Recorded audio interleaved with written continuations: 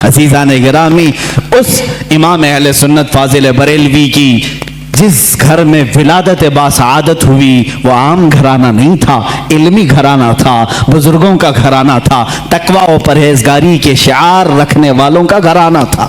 اعلیٰ حضرت رضی اللہ تعالیٰ 10 شوال المکرم بریلی شریف میں سنیچر کے دن جب آپ کی ولادت ہوئی، ظہر کا وقت تھا، یہ اعلیٰ حضرت امام احمد رضا خان رحمۃ اللہ تعالیٰ علیہ، مولانا نقی علی خان رحمۃ اللہ تعالیٰ علیہ کے گھر پیدا ہوتے ہیں۔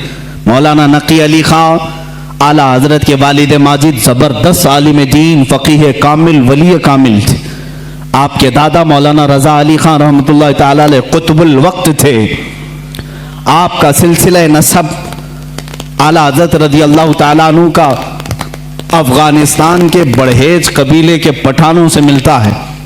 بعض محققین نے کہا ہے کہ صحابی رسول تک آپ کا نسب پہنچتا ہے، واللہ اعلم۔ اعلیٰ حضرت رضی اللہ تعالیٰ عنہ جس وقت اپنی آنکھیں کھولے ہیں، باپ کو مولانا نقی علی خان کی شکل میں ایک عظیم ولایت کا سرتاج دیکھے ہیں، اور پرورش بھی اس انداز میں ہوئی۔ الحمدللہ جن کے گھر علمی ہوتے ہیں، تقوی والے ہوتے ہیں، وہاں کی ہواؤں میں بھی علم ہوتا ہے، وہ چلتے پھرتے بھی پرہیزگار بنتے ہیں۔ اعلیٰ حضرت عظیم البرکت رضی اللہ تعالیٰ عنہ کے علمی گھرانے کی مثال اسی بات سے سمجھ میں آتی ہے کہ آپ کا نام اعلیٰ حضرت رضی اللہ تعالیٰ عنہ کا نام محمد رکھا گیا، اور دادا نے احمد رضا رکھا، اسی نام سے آپ مشہور زمانہ بھی ہیں۔ اعلیٰ حضرت رضی اللہ تعالیٰ عنہ کے گھر کا نہیں بلکہ صوفیاء کرام بزرگوں کا یہ وتیرہ رہا ہے کہ بچہ جب 4 سال 4 مہینے 4 دن کا ہوتا ہے تو بسم اللہ خوانی کرائی جاتی۔ اس رواج کو ہمارے لوگ بھول چکے ہیں۔ چلے چھٹیاں تو یاد رہی اور دوسرے معاملات تو یاد رہے جو عورتوں کے شروع کیے ہوئے ہیں، لیکن اسلامی مشائخ اور بزرگان دین نے جو طریقے ہمارے لیے مستحب فرمائے تھے ان کو آج زندہ کرنے کی ضرورت ہے۔ اپنے بچوں کی بسم اللہ خوانی کروائیں، یعنی کسی بھی باعمل عالم دین سے بچے کو اس دن بسم اللہ پڑھایا جاتا ہے جب بچہ 4 سال 4 مہینے 4 دن کا ہوتا ہے، اور اس کو الف با پڑھایا جاتا ہے، قرآن کی چند آیتیں پڑھائی جاتی ہیں۔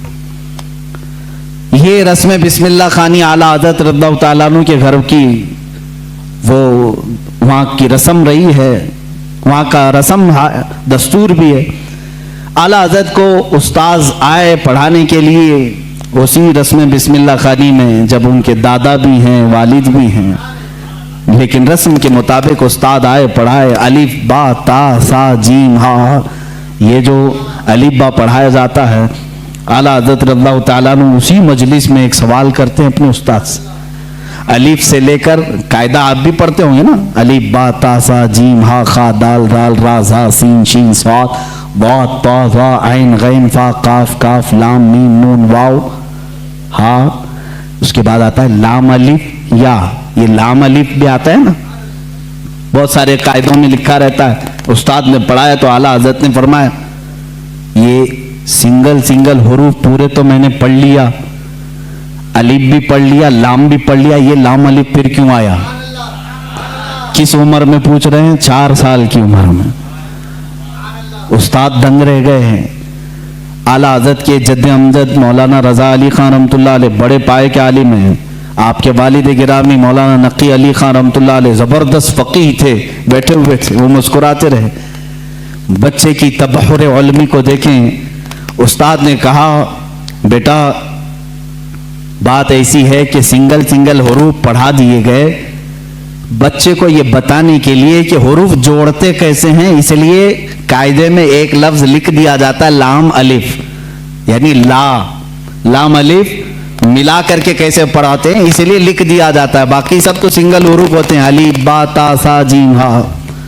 لیکن کہاں زمانے کا جو مجدد ہونے والا ہے اتنی بات سے خاموش کا رہے، کہا اگر ملا کر کے ہی پڑھانا تھا تو بے کو الف سے ملا کر پڑھا دیتے، تے کو الف سے ملا کر پڑھا دیتے، جیم کو الف سے ملا کے، یہ لام کے ساتھ ہی کیوں الف کو ملا ہے؟ اب جو استاد آئے تھے وہ تو خاموش ہو گئے، وہ خاموش ہو گئے. اتنے چھوٹے بچے ایسا سوال تو نہیں کرتے. مولانا رضا علی خان رحمۃ اللہ تعالیٰ علیہ جو جد امجد تھے، دادا تھے، انہوں نے سینے سے سر کو لگایا، کہا بیٹا استاد جتنا پڑھائیں اتنا پڑھ لو. کہا کہ اب دادا یہ بات مجھے بتا دیں، دل تشفی میں آ جائے. مولانا رضا علی خان رحمۃ اللہ علیہ بر وقت فرماتے ہیں بات یہ ہے، لام کو الف سے کیوں ملایا، دوسرے حروف سے کیوں نہیں ملایا؟ اس لیے کہ یہ دونوں حروف میں مشابہت بہت زیادہ ہے، یہ دونوں ملتے جلتے ہیں. کس بات میں؟ صورت کے اعتبار سے بھی، سیرت کے اعتبار سے بھی. کہا وہ کیسے؟ کہا لکھنے میں الف بھی لمبا ہوتا ہے اور لام بھی لمبا ہوتا ہے، یہ صورت میں دونوں لمبے ہیں. اور دوسری بات، لام کو اگر آپ لکھیں گے ہجے کر کے، اگر آپ پڑھیں گے لام الف میم لکھنا پڑے گا. لام یعنی لام کو اگر ورڈز میں لکھا جائے، حروف میں لکھا جائے تو کیسے لکھیں گے؟ لام الف میم. اور جب الف کو لکھیں گے تو وہاں پر بھی 3 حرف لکھنے پڑیں گے ورڈز میں. ان ورڈز لکھیں الف لام فا، الف ہو گیا، الف لام فا الف. اور لام جب لکھیں گے تو لام الف میم. جد امجد نے کہا دونوں میں صورتاً مشابہت تو لمبائی کی ہے، سیرت میں مشابہ ایسے ہے کہ لام کے بیچ میں الف آتا ہے اور الف کے بیچ میں لام آتا ہے، اس لیے یہ دونوں کا گہرا تعلق ہے، اس لیے ملا کر لکھا گیا. اعلیٰ حضرت خاموش ہوئے. اب اندازہ کریں 4 سال کی عمر میں جن کا علم کا معاملہ ایسا ہو تو ظاہر سی بات ہے وہ گھرانہ علمی ہوگا، تبھی تو بچے ایسے ہوں گے. یہی بات ہے کہ 6 سال کی عمر میں اعلیٰ حضرت رضی اللہ تعالیٰ عنہ، صرف 6 سال کی عمر میں، 6 سال کی عمر میں 12ویں شریف آئی، میلاد مبارکہ رسول کریم صلی اللہ تعالیٰ علیہ وسلم کی عظمت پر. گھر میں جب محفل منعقد ہوئی، آپ کے والد گرامی کے شاگرد اور مریدین جمع ہوئے تو 6 سال کی عمر میں اعلیٰ حضرت نے 2.5 گھنٹے عظمت رسالت پر بیان فرمایا. یہاں اچھے اچھے مقررین کے پسینے چھوٹ جاتے ہیں اگر پوائنٹ ٹو پوائنٹ بات کی جائے، ورنہ لفاظی کرنا ادھر ادھر کی ہانکنے میں تو 6 گھنٹے بھی چلے جائیں گے. علم کی بات پوائنٹ ٹو پوائنٹ کرنا یہ دقت کا معاملہ ہے. 6 سال کی عمر میں جو اپنے نبی کونین صلی اللہ تعالیٰ علیہ وسلم کی ذات پر، آپ کی سیرت پر 2.5 گھنٹے خطاب کر رہے ہیں، وہی اعلیٰ حضرت فاضل بریلوی رضی اللہ تعالیٰ اب کتابوں کی تعلیم شروع کرتے ہیں، عالم کورس. وہی 6 سال کی عمر میں اپنے والد گرامی سے پڑھا. مرزا عبد القادر بیگ صاحب اور کچھ علماء تھے جن کا تذکرہ آیا ہے اعلیٰ حضرت کے اساتذہ میں. زیادہ سے زیادہ کتابیں آپ اپنے والد گرامی سے پڑھتے ہیں.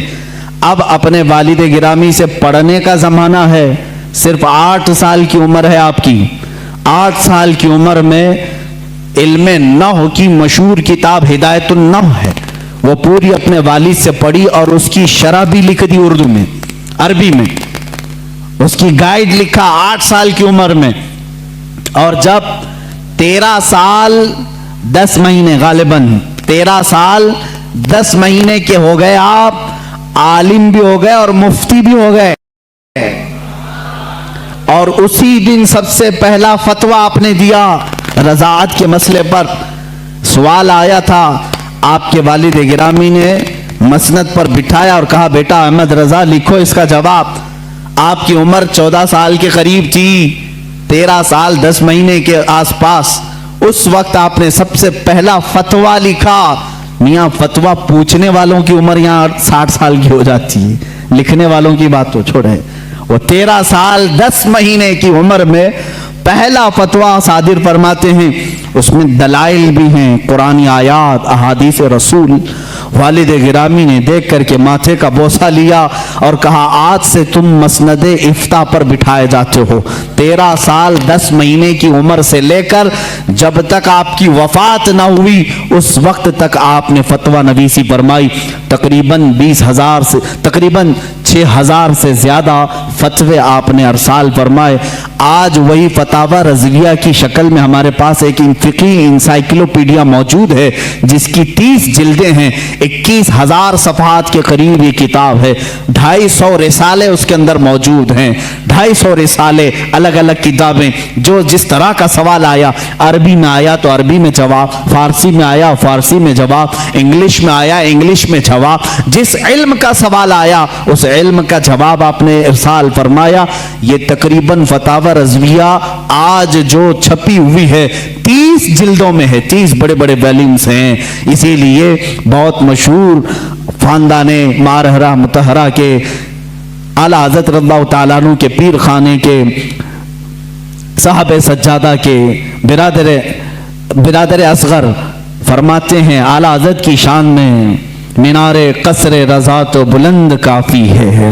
یہ سید اشرف مارہروی صاحب قبلہ ادام اللہ اقبال وہ ابھی آیات ہیں, انہوں نے یہی فرمایا اور حق فرمایا کہ مینار قصر رضا تو بلند کافی ہے, تم اس کے پہلے ہی زینے پہ چڑھ کے دکھلا دو.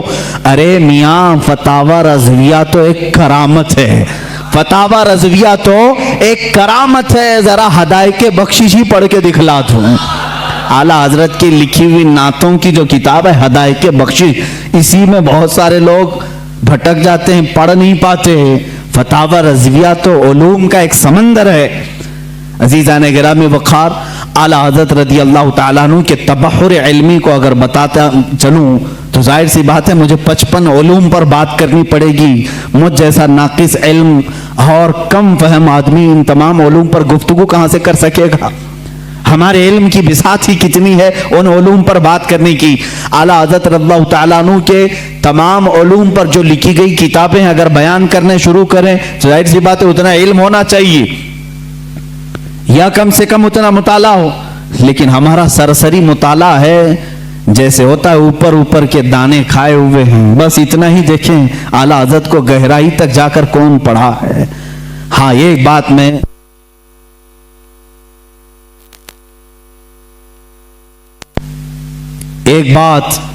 میں دل سے کہوں گا کہ سنے ہوئی محبت کرنے والے الگ ہوتے ہیں, اعلیٰ حضرت کو پڑھ کر کے چاہنے والوں کی بات الگ ہوتی ہے. پڑھ کر کے جو محبت کرتے ہیں وہ حقیقت میں محبت کرتے ہیں اور ان کا لوہا مانتے ہیں, اور سنی سنائی ہوئی باتوں میں کبھی ادھر آتے ہیں کبھی ادھر جاتے ہیں. معاملات ایسے ہوتے رہتے ہیں.